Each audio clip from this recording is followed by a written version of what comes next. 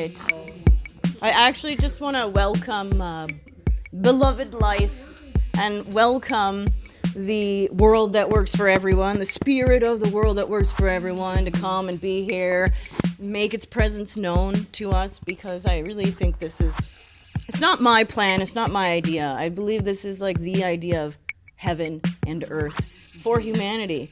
So, yeah, which is why you get it, because it's not just one idea, it's there for us to tap into. So, okay, without further ado, what is the world that works for everyone?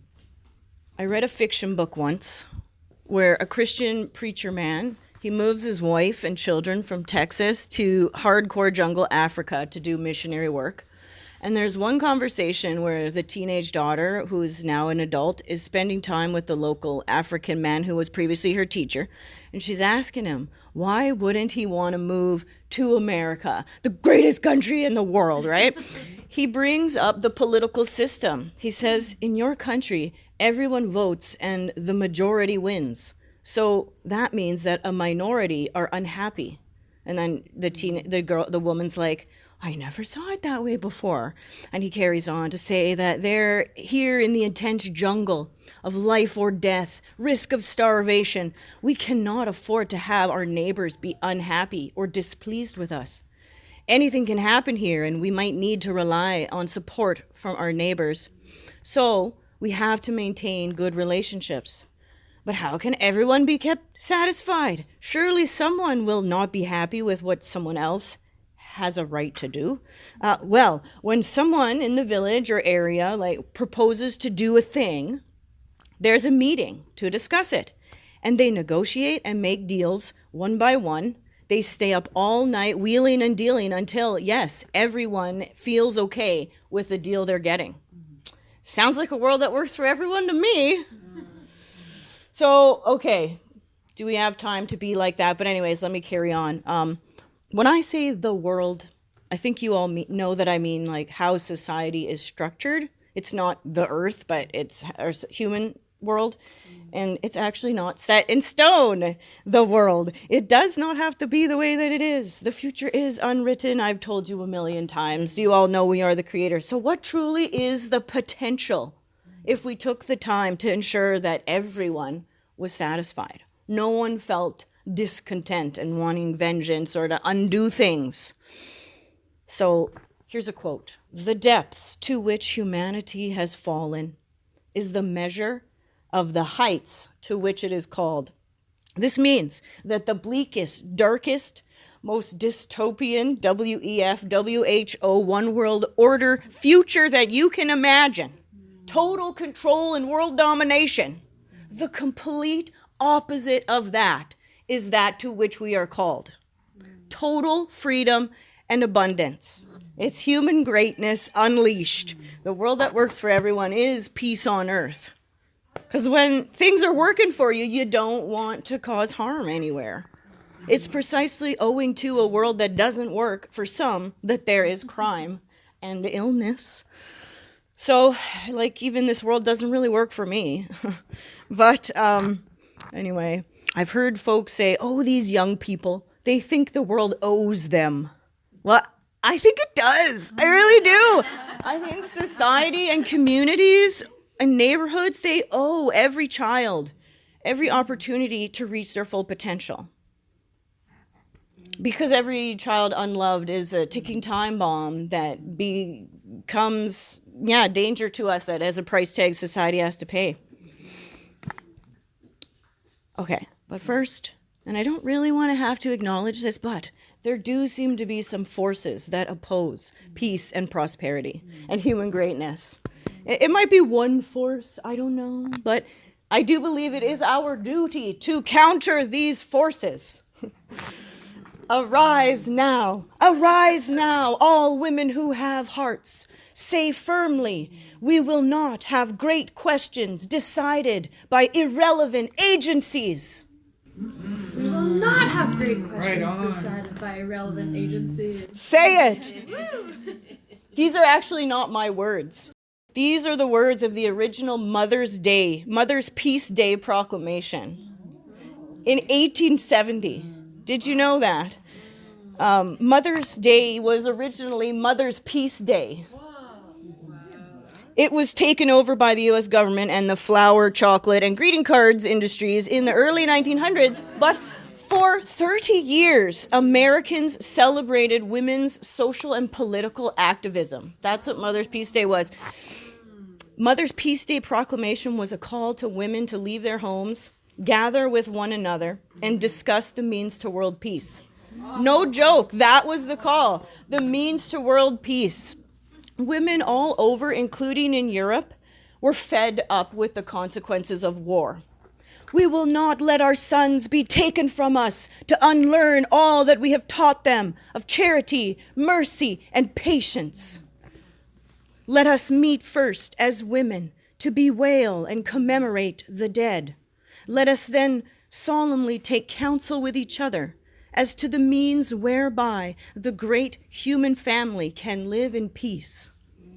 Discuss the means to world peace has been our call since 1870. This is how we countered the control narrative, by meeting and discussing world peace, what world peace looks like, what it feels like, and the wins of the week, right? Even when we're not intentionally telling a story, we're telling a story. We're never not narrativing, is a phrase I made up. Everything we speak contributes to one narrative or another. We're never not narrativing. So seek and we shall find evidence of the world that works for everyone. Every system that causes the erosion of well-being and health, like physical, emotional, or spiritual, in the world that works for everyone, that system gets a makeover. If it doesn't work for someone or the planet or a river or a forest or a species, it doesn't work for everyone. Picture win-win scenarios as the new normal. From the perspective of oneness, an injustice to anyone is an injustice to everyone. Poverty and war truly are unacceptable. The world for everyone, I'm taking out the word works because, ooh, works, like you have to say that so much. But so the world for everyone is about applying the principle of which wolf are you nourishing, your white wolf or your black wolf? Like, we know what brings out the best of individuals, what conditions and opportunities they need to flourish. And we know what brings out the worst. So how can we structure society to bring out the best of everyone? Or at least feed the caring, sharing, open, and creative wolf. Whatever that looks like is what I call the world that works for everyone. People who are feeling their best, or at least feeling good, want to participate, improve themselves, and not hurt anyone. They want to work on projects and leave their mark on this world. We're doing your best at all times is the new normal and role modeled. Did you know that good is the enemy to great? Yes, it is, because good leads to good enough, which leads to lack of satisfaction. And we absolutely have to have satisfaction in a world that works for everyone. If one is not satisfied and they feel they have no power to improve their situation, that's what I'd call a world that isn't working for someone. It's not a world for everyone if it stokes the fires of discontent. So the world for everyone is where we all have opportunity and power to make our dreams come true. And I really appreciate Dr. Brené Brown, who explains that there's two forms of having power in this world. We have power over, and the other is power to. So what if every individual had the power to make their ideas a reality? And what if everyone who had power over someone else or some other things or locations took seriously their responsibilities to care for that which they have power over? There's a famous proverb of give someone a fish and feed them for a day, but teach someone to fish and feed them for a lifetime. That is a foundational principle for the world that works for everyone. Empowering individuals, empowered individuals. Give people what they need to help themselves. And where individuals thrive, communities thrive. On policing ourselves, we're meant to police our own self only, not each other. the one and only Jesus said we are to police our inner world and not harbor anger or resentment in our hearts. When we police our own intentions and actions, then we don't require external policing. All right, so that was the intro. So some broad strokes of the world that works for everyone would be the age of super amazing technology, the age of information, the age of transparency, decentralization, and the age of accountability. Like love really is the law. It is the end of secrecy, the end of lies. We're going to have no more monopolies, copyrights, patents, and exclusive control by anyone. It won't be possible or profitable. That's what's coming. Okay, so here are a bunch of trends that show that this world that works for everyone is on the way. So here's something that's trending. Open source of things. Like the alternative to patented things, like free versions of everything, that's open source. It is everything everywhere is becoming open source. It's amazing. Like, yeah, so there's uncopyright movement. There's actually a movement where if you make an amazing invention, you can uncopyright it, which means you sort of register or record it on the uncopyright website, and then anyone else who invents that thing is not allowed to patent it. It cannot be taken from the world. It is free. That's what uncopywriting is. And then combined with 3D printing, the increasing accuracy and affordability of 3D printing will enable community self-sufficiency. We're going to be able to produce so many of the things we need just in our own communities with 3D printing and open source. Okay? On the rise, trending, increasing is the Great Awakening. Also on the rise, clean and sustainability-driven business and industry. It is, right? More and more. Organic farming is on the rise. The evolution of technology, like we have lasers and frequencies that can either destroy or heal our cells and bodies, like invisibly. It's essentially magic. Police disperse crowds of protesters with frequency weapons that give people headaches. Just change the dial of those machines and beam healing frequencies onto people at sports events. Like, I can see, and actually more and more, this is a trend on the rise, technology being used to make livingry instead of weaponry. On the rise. Incredible potential for human greatness. Okay, artificial intelligence will be smarter than us this year, 2024. It will either destroy us or help us create peace on Earth, depending how we program it. And yeah, there's movements for an AI code of ethics. And, thank goodness for the Great Awakening, because people noticed that Google's woke ChatGPT AI thing was so awful and so obviously biased that their stock tanked. So good, right? Like, right, yeah. It's people power. An informed population drives change. Decreasing in the world, less of. Domination by petroleum, pharmaceuticals, industrial polluters. It's their last gasp for control. And seriously, Escote will appreciate this, hemp can replace the cotton, paper, gasoline, and even big pharma. Things that hemp can do, and in a 4-hectare area, which normally would take a larger area of our forestry, which is our lungs to breathe, and Mother Earth to breathe, to keep and sustain us. That can be 4 times in 1 year replenished. And it's clean. Amazing. I love that. Wow.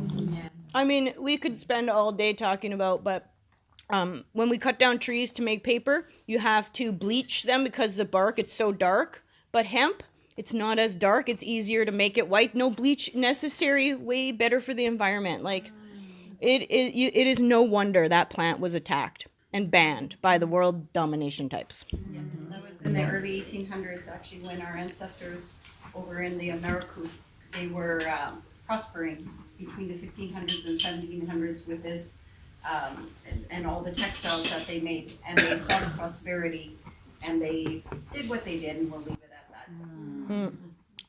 Ken, do you want to add something? Just quickly on the hemp. most people don't know this, but when Henry Ford built his first automobile, he actually designed it to run on hemp oil. Yeah. And when hemp burns, it gives off two byproducts, which are carbon dioxide and water. So we would have zero emissions getting into our planet today. Yeah. What happened was around 1900, every farmer in America was actually required by law to grow hemp. Yeah. And the hemp was used for twine, for cannabis, for the sailing ships, et cetera, as well as over half the medicines on the herbalist shop. The petroleum companies got together because they only had oil being used for lubrication of machinery and things like that, and they wanted hemp being burned in the cars. So they got together with their media mogul friends off the eastern seaboard of the US and came out with a series of articles that said if you smoke marijuana, you'll become a raving, maniacal rapist and murderer, and there will be anarchy in the streets. And that's what the movie Reefer Madness was about with Woody Harrelson. So on the basis of that, the American government banned the production of hemp and forced Ford to comply with burning petroleum in his cars. And wasn't the outside of the car also made of a hemp bioplastic? For any of you who have telephones here today, you can Google Henry Ford 1941 plastic car. It's a 38-second video that will come up and it's narrated, so turn up the volume. And all it shows is a car driving up because in 1941, it was 1 year prior to America entering the war in 42 in Europe. So they knew all the industrialists knew there was going to be a steel shortage because everything was going to weaponry and machinery. So the car drives up and a gentleman is standing with an axe, with a real axe. Wow. And he's chopping the back of the car. The sharp And end. it doesn't leave so much as a mar because the body panel was made from hemp sisal and wheat straw, which is 10 times stronger than steel. Jeez. Okay, 4 times lighter and will not corrode or rust. So that's a technology that we should have today. Think about your car if you See? go in against people vengeance. And that's what the open source will do, is allow us to bring this back. Instead of, and that's what decentralization does too, is now we can have more local hemp processing factories. I'll get to that. A question back here. I just want to skip back to the frequency and health, okay? Yeah. We've already done that. Dr. Royal Rife, back in the 1920s and 1930s, was treating cancer, cancer patients. He had a remarkable track record along the western coast of California. Big Exactly. Pharma did not like a solution to cancer that only cost 25 to 50 cents. Yeah. All right, Yeah. so they essentially had the medical police of the American Medical Association go after him and essentially destroyed him. When he died, the FBI moved in and grabbed every particular document and instrument that he had in his plant to pull it out away from humanity. It was remarkable, and those machines are being reinvented today.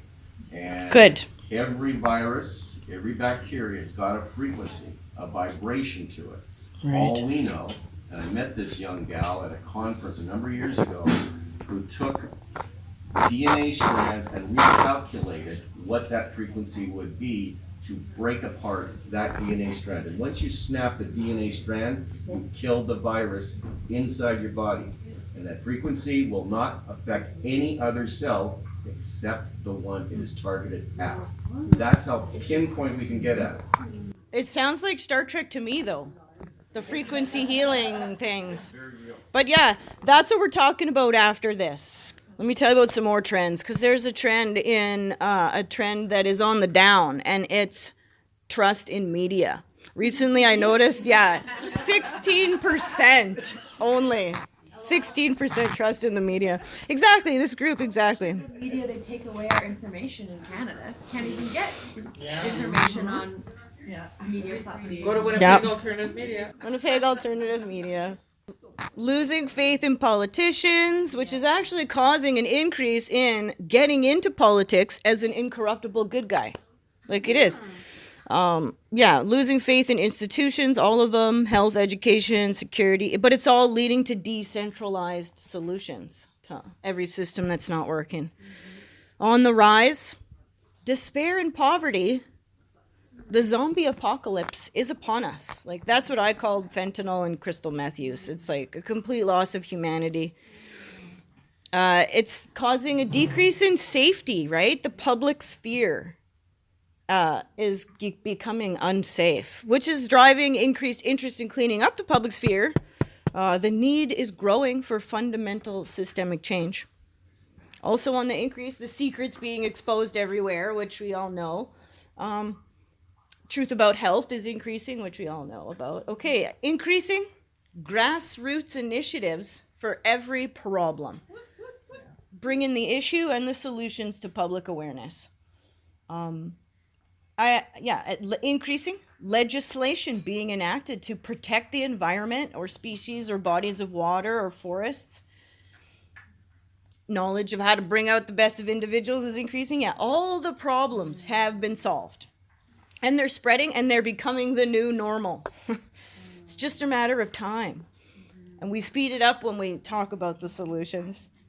Yeah, best practices will be the new normal, and the fringe and alternative practices, those will be the new normal.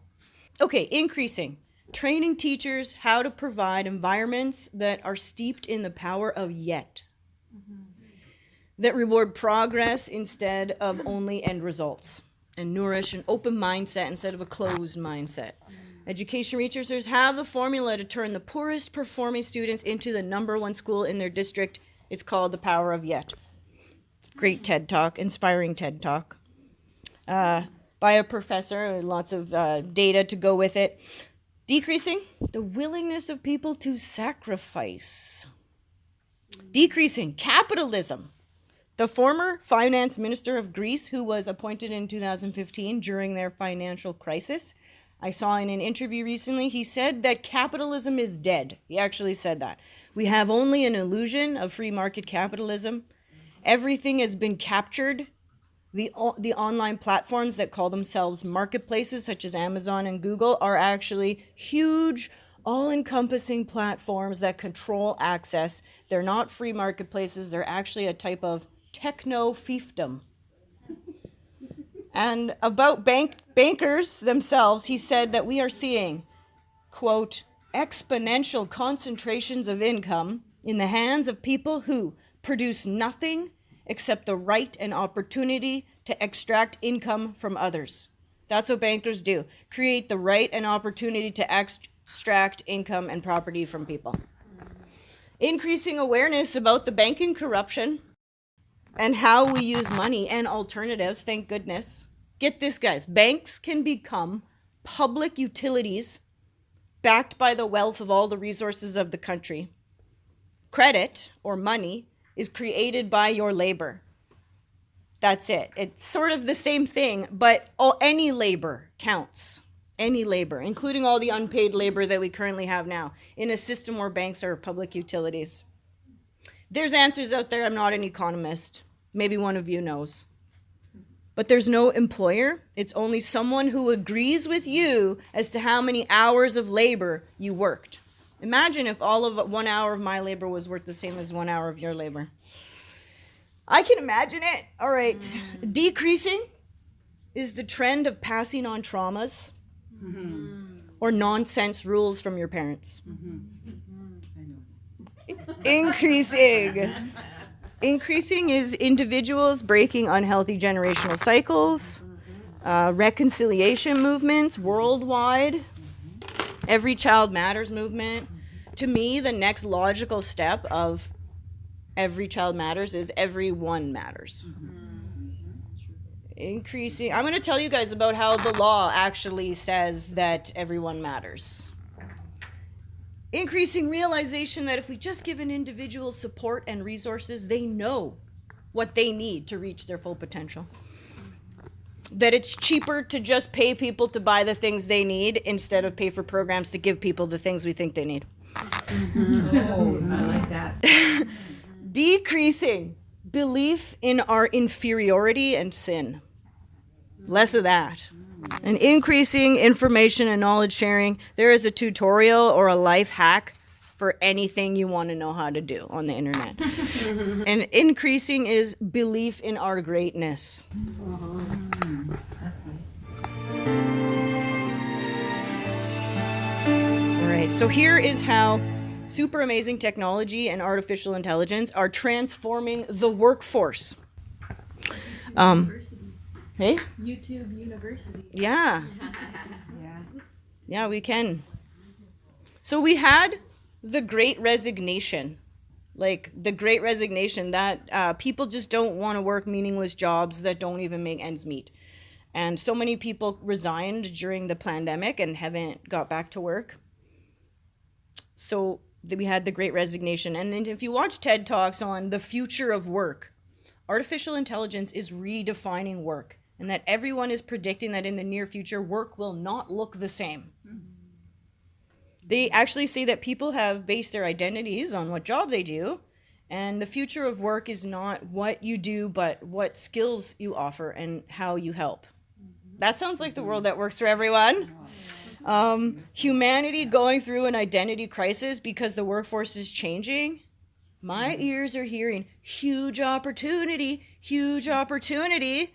So what is the world for everyone narrative to create an amazing new normal for the workforce? All right, hear me out. The workforce of the world that works for everyone is voluntary, completely voluntary. Do you know why? It has to be voluntary and not working for money. It's about vibes, baby, vibes. It's our motivation, because what we have now is compulsory, coerced participation in the workforce. We all live under a constant threat of being kicked out of our home if we do not pay up. What are the vibes like of being forced to do anything you don't feel like doing? Like, it makes me have a poor attitude and not want to participate, to be honest. Compare that to the vibes when you volunteer to do a thing. When you care about the cause so much, or you like it or want to do it, that you just do it for free. Changing the motivation for why people work will change everything. Try to picture human ingenuity and creativity fully unleashed. Okay, like there's a concept that we need to pay for things, but I just want to challenge, like, is that the best story we can come up with? Like, a deeper truth is that someone wants to be paid for the thing. Like, if I just go take something off the shelf, someone wants to be paid for that. But an even deeper truth, it occurs to me, is that if I take an item off the shelf, someone had to work for that. Is that someone had to, that's the deepest truth, is that we all have anything because someone else worked for it. Not because of money, but it's because we're willing to work. So, and I've actually come to learn that Indigenous people had supermarkets and 3 years of food supplies at all times. Well, I guess not in the scarce years, but they kept holes along the travel roads in the ground, and food was preserved in there, or food preserves were in there, and clothing and tools, useful items. And the concept was that you took something, but you left something too. Yeah, anyway, concepts. I've come to believe that kindergarten is the year to introduce children to where food comes from, and begin to explain that life takes work. That you've had everything given to you, little one, and because you're a little kid, but you have to realize that, like, you have to participate and help a little bit in work. And yeah, are there better motivations and methods of inspiring people to want to work? So I see that we need to work to maintain our physical health, like, because if you don't use your muscles, your physical health deteriorates. We need to work for our mental health, so that we have bonds and connections with people that we want to stay sober for. We need to work for our self-esteem, like our emotional health, to actually do projects that you feel good about and gain skills and use your skills. And for our spiritual health, we work.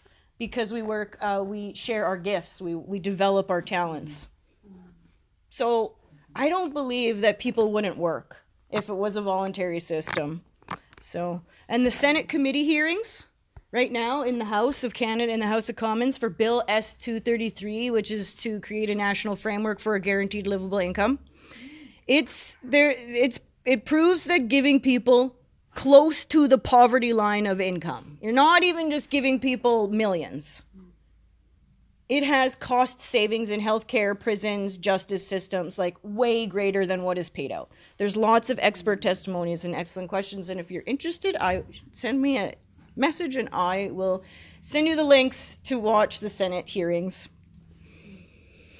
It's not that we use money that's the problem, it's how we use it, or how we agree to use it. We could use it, but don't worship it. Back to banks being a public utility, money, apparently it doesn't matter what actually backs the currency. It matters who controls the currency. That it must be a public thing. It cannot be a private thing. No one can have the right to make money. Yeah. So, and that we could have money be backed by gold or pretty little shells or just our agreement that it has value. And that's why our money right now has a signature of the Governor General, because they're agreeing that this monopoly money has value. And then when you use it, you are agreeing. So it's fiat currency. And then private people have the right to make it and charge us interest. Anyway, we all know the problems. I'm trying to not talk about the problems, but so many problems would melt away and disappear if we transformed how we use and share money. If we removed the scarcity surrounding money. Like, who truly has enough funds to make their ideas and their dreams come reality? The fact that the government funds itself through taxes that can be legally confiscated, it proves that they are therefore coerced out of people. The money is coerced from us. And free people with guaranteed rights and freedoms must not be coerced or threatened into doing anything, like, period. We actually have the world that works for everyone in theory, but not in reality. The government has a monopoly on violence. They're allowed to commit it against us if we don't fund them. And we less and less approve of how they spend those confiscated tax dollars. So the road to true and lasting freedom and peace on earth is a completely voluntary workforce. Because when individuals are relatively satisfied and healthy, they want to work on amazing projects and leave their mark. And we would fund the projects ourselves with our own credit. And yeah.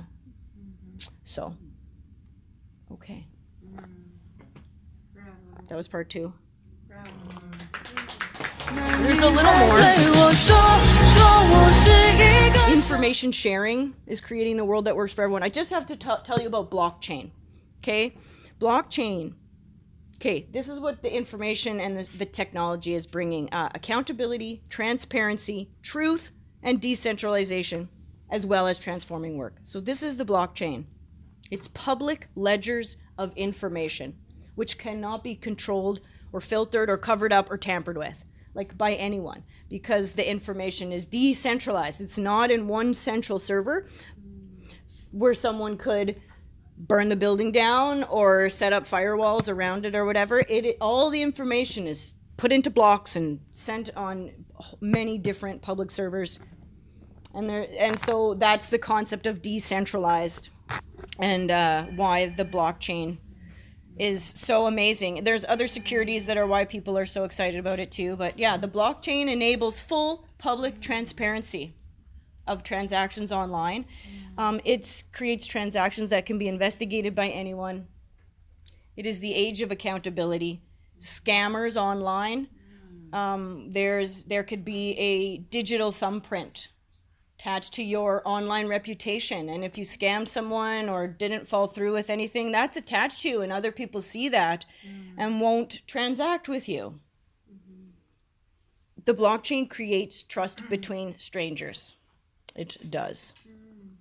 When one looks into the blockchain technology and Bitcoin together, this is the big picture that comes into focus. Decentralized money. Blockchain combined with Bitcoin makes bankers obsolete. It makes you the bank. It is direct my wallet to your wallet payment transactions with no middleman skimming off each payment transaction. This is why people are so excited about Bitcoin. It's not a pitch for Bitcoin here. I'm just saying that the answers all exist. We're to decentralize everything.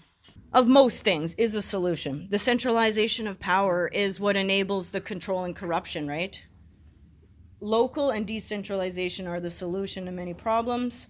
Yeah, the results of shipping goods on barges the size of small cities and goods made of inferior quality. It is not just the pollution of our skies and landfills, but the degradation of our standard of living. So yeah, instead of big, huge factories and farms, we decentralize that and we make medium-sized factories and farms and more of them. The goods travel less distance, preserving freshness and local jobs. People need meaningful work. And producing goods and providing services in your own community is pretty meaningful work. So yeah, technology can be used to find jobs for people and give surveys to have feedback on how the jobs were treating people. I heard a CBC radio show one time saying that the workforce, all of the needs that everyone needs to live a decent life, could be met with the labor of everyone from age 25 to 45 for 16 hours a week. That's all the labor we need to meet the needs of everyone. So, like, we don't need to work as much as we do. And there's not enough jobs and enough hours that pay enough for everyone, like, for that system to keep on going anyway. So, right, we need to work a bit. Like me, I'd be willing to take my share, my turn at picking up garbage. Like, if we think that's the best way to deal with garbage system, I would take my turn. I just don't want to do it for a career or for 40 hours, like, for really long time. Anyway, okay. So, yeah. What else? Oh, and also factories are becoming collectively owned and operated. Yeah. And actually, me and Kristen have talked about screening the South American documentary called Fabrication, which is about the worker collective factory takeover and transformation in South America. No CEOs who live in another country will be able to suck profits out of this community. It just makes sense that you could even make a factory like a public utility. Yeah, so all the secrets are out and all the problems have been solved in the age of information. The real polluters and destroyers of health legally lobby and pressure the lawmakers to pass laws to protect their harm-causing economic interests. They do, right? Lobbying. So let us not forget that the truth is that it is we, the people, who enact laws, or it's people that enact laws. Well, most of us have been lured away from fulfilling our civic obligations. It's not our fault entirely. It has been intentional that politics has been made extremely unappealing to honest people who don't enjoy immature insult flinging and time wasting. Solution: political involvement is making a comeback. Political watchdogs and accountability movements are growing to create informed voters. Like, I could tell you guys maybe briefly, artificial intelligence is being used to create a database, a website of all the politicians at every level of government in every province, and a record of how the politician votes and whether they voted to restrict rights and freedoms or protect rights and freedoms. And it's programmed so that if they voted to defend rights and freedoms, they get a green color, and they're red if they're against. And it is so clear and obvious which politicians are the good guys that an informed and alert public will not be tricked into voting for the wolves in sheep's clothing. So this is an informed public? It exists right now. It's not fully filled in, and it is actually my humble role to fill in how the MLAs in Manitoba voted. Yeah, it's called foundationalprinciplespledge.ca, fppledge.ca, fppledge. Does that mean they're getting rid of the electorals? No, it means we're keeping track of those who are elected. Because the electorals are the ones that actually dictate what happens, and that's already predisposition supported by those who want their support and by their acceptance. They have to actually, let's say the Liberals pay you $100,000 to be your electoral, you have to vote for them, if not, then. Oh, yeah, and the party system, the party whips. The electorals, they gotta go. Well, we got to get ourselves in there too, I suppose. But also, when you know somebody who got in, we got to spread who they are and get them supported. And it's possible. This it's very exciting and promising. And it will be searchable so that it's one click to email your MLA about an issue. Like if someone says, oh, we need to talk about Bill C, whatever, or you're just looking and you see it and you want to write your MLA about that, it'll be one click and you'll have a blank or a template of what to say to your MLA, because all their emails are public and all this stuff, right? Oh yeah. It's so good. A one click right to your MLA. That's a thing that happens now. For Yeah, maybe some. People will set up a movement so that you have, but this will be any politician, any subject. nice. One click. I think that an engaged population cannot be tricked into falling for any legislation that is actually evil, disguising itself as good. We'll see through it. 63 right now. Yeah, exactly. Like Bill C-63, the censorship, the online harms. Basically, we say fuck Trudeau again after it goes through. We can be jailed for life. It's a lifetime. Seriously, And, it's disgusting. and They don't if like it. if they Put you in even jail think for you're life. going to say something, you can be radio tagged Yeah. and monitored. Yeah, well, that's the thing, Yeah, eh? it's too much. We gotta say muzzled almost. Yeah, it's a muzzle. If he says something you don't like, then he should go to jail. I read that for the and I rest just of his went, life. Yeah. Right? a lot of nasty things. Totally. Yeah, he should. He'll be the first one that should. That's Yeah, like why do the liberals have power to write laws? Why aren't we writing the laws? Like, jeez. Is our civic duty limited only to voting, or is there more needed from us? The ancient Greeks, there's some interesting history here. Apparently, the ancient Greeks viewed public service as rotational and mandatory, sort of like jury duty.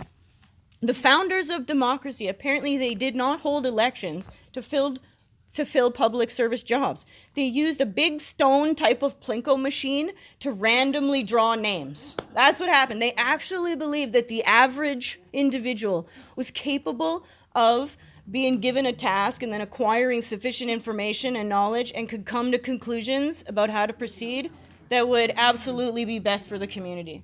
Just like Senate committee hearings.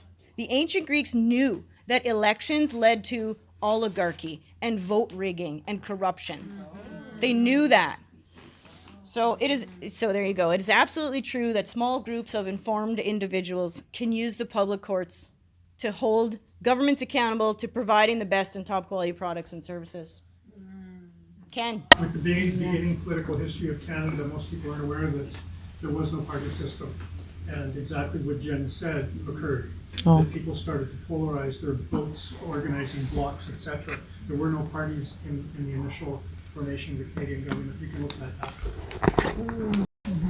Cool. Well, I am here to tell you that the pen is mightier than the sword. Like, I've been reading the laws for years before I got a paralegal degree. And in a nutshell, this is what I learned from reading the City of Winnipeg Charter Act. Number one, governments exist to provide services to the public. Number two, governments are granted authority to charge money to recover some of the costs of providing the said services. Then number three, government is accountable and responsible for providing the services, for meeting its mandate. Number four, there's actually no authority or provision or law that I've read that gives government the right to deny services for the reason of non-payment. In fact, actually, there are some services where they're not allowed to cut you off for non-payment. It's the gray area where we've lost our humanity, and the government has become bullies in control of the on-off switch. They're greedy gatekeepers. Do you want to say something, Peter? I was wondering, is incarceration a service? Right? Thank you. A disservice. Exactly. You know what? I'm going to call it that now. Government services and disservices. Yeah. Yes. Just like I call the water treatment facility the water mistreatment facility. So, yeah. And you know, power in words, like, right? This is how we win. But yeah, everything in our lives has been organized and structured so that somehow we have to pass through a gate in order to access the thing we need, and the gate is controlled by somebody who wants money. A greedy gatekeeper. And the healthier the thing, the more gates and the higher the gate price, it seems. And the unhealthier the thing, the more governments are giving subsidies. Because of lobbyists. All right, so the evidence proves that the vast majority of government programs are actually failing or even achieving the opposite of what they exist to do. They're totally inept and incompetent. We could do better, and we could get them out using the courts because of their ineptitude. All right, so think about this. I think I'm getting near the end, guys. We have rights and we have privileges. We're told things like driving is a privilege, so that's why you have to pay for it. It's not a right. It's your privilege. Rights are guaranteed. They're not subject to payment. They actually cannot be made subject to payment, owing to them being guaranteed rights and freedoms. Well, if we have to pay for food, does that mean food is a privilege? Do we not have a right to food? Actually, you may be interested to know that we do have the right to food. It exists under law. There's a United Nations treaty called the International Covenant on Economic, Social, and Cultural Rights. Canada signed it in 1976. And like 2 years later is when we had the first food bank appear. The International Covenant on Economic, Social, and Cultural Rights provides that member states, like Canada's a member of the UN, they're obligated to provide economic opportunities to ensure the right to be free from hunger and to an adequate standard of living. Okay, so the right to food security is built on 3 pillars, the second of which is food access. Every individual has the right to having sufficient resources to obtain appropriate foods for a nutritious diet. Canada's obligated. Hey, yeah, who has enough money to do that? Okay, so we have a right to an adequate standard of living. What does that mean? It kind of sounds aligned with a world that works for everyone, or a world for everyone. We have a right to adequate water and sanitation. Okay, that's a low bar, but it's a lawful mandate placed upon governments. That's good. Government is obligated to provide economic opportunities. And so that we can have a right to economic, social, and cultural inclusion, meaning the right to the means and opportunity to carry out our civic duties, to participate in society, in cultural, social, and economic things. So not enough people have the power to get paid to do what they love, but we need them doing what they love and sharing their gifts for the healing, for the happiness, for the world, for everyone. So I think all the healers are here in all the communities, in all the towns, but their gifts are not unleashed. They're stuck in a cubicle 35 hours a week or construction work, too tired to heal afterwards. So human greatness is choked and wasted and distorted and stunted and exploited and squandered in every sector of society and daily life. But these chokeholds are coming off. The world for everyone is about unleashing human greatness. How can we be free to share our gifts or have the power to share if we are also not entitled to the resources we need? So, like, the law is pretty much saying we need a guaranteed livable income in order to be able to buy all the things you need to live an adequate standard of life. So yeah, and so basically, yeah, this world, like, okay, so yeah, where am I? Trying to stop technology and artificial intelligence, it's not actually a great idea. It's inevitable. So therefore, it needs us in there advocating for ethical AI. So the world that works for everyone requires our active engagement. Might not be as a politician. It could be walking the street every evening with your doggy and keeping an eye on things, you know? We just need to be aware of what is going on. And the information age is enabling us to keep an eye on things. So here's the end, just some final tips. Summary of the new normal. Win-win scenarios, doing your best, which includes being free to say no when you cannot give your best. Best practices and high quality standards proudly adhered to. Nobody wants to undercut. Okay. What are called fringe and alternatives, methods or systems or practices are the new normal. A world that works for everyone narrative is the new normal. Here's 2 tips, guys. Somehow, people have the habit when it's their turn to speak, they begin with, yeah, but the problem with that is. Okay, so now you're going to catch yourself, and here's what you do. This is your new normal. I can see problems with that idea, but one thing I like is seek to agree and add to. And instead of debating and picking the opposite, look for something to agree with and add to it. Yeah, transform debate from a battle into a dance. I think that's good. I've been talking for so long, so I'm going to wrap it up. I hope you have a good vision of the world that works for everyone. Brilliant.